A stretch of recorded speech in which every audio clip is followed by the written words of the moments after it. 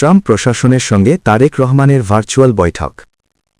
মার্কিন যুক্তরাষ্ট্রের president Donald ট্রাম্পের প্রশাসনের শীর্ষ এক কর্মকর্তার সঙ্গে বিএনপি চেয়ারম্যান তারেক রহমানের ভার্চুয়াল বৈঠক অনুষ্ঠিত হয়েছে।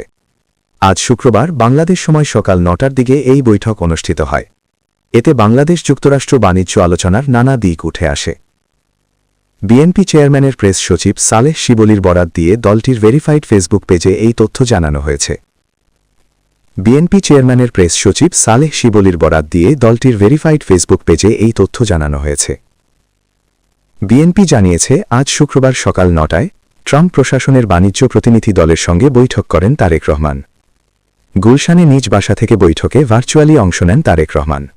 যুক্তরাষ্ট্রের বাণিজ্য প্রতিনিধি দলের নেতৃত্ব দেন রাষ্ট্রদূত জেমিসন গ্রিয়ার। ভার্চুয়াল বৈঠকে বাংলাদেশ ও যুক্তরাষ্ট্রের দ্বিপাক্ষীয় বাণিজ্য, পারস্পরিক শুল্ক হার এবং ভবিষ্যৎ অর্থনৈতিক সহযোগিতা নিয়ে বিস্তারিত আলোচনা হয়। বৈঠকে আরও উপস্থিত ছিলেন দক্ষিণ ও মধ্য এশিয়া বিষয়ক সহকারী মার্কিন বাণিজ্য প্রতিনিধি ব্রেন্ডন লিঞ্চ, দক্ষিণ ও মধ্য এশিয়া বিষয়ক পরিচালক এমিলি অ্যাশবি এবং বিএনপির যুগ্ম মহাসচিব ও আন্তর্জাতিক বিষয়ক কমিটির সদস্য হুমায়ুন কবির।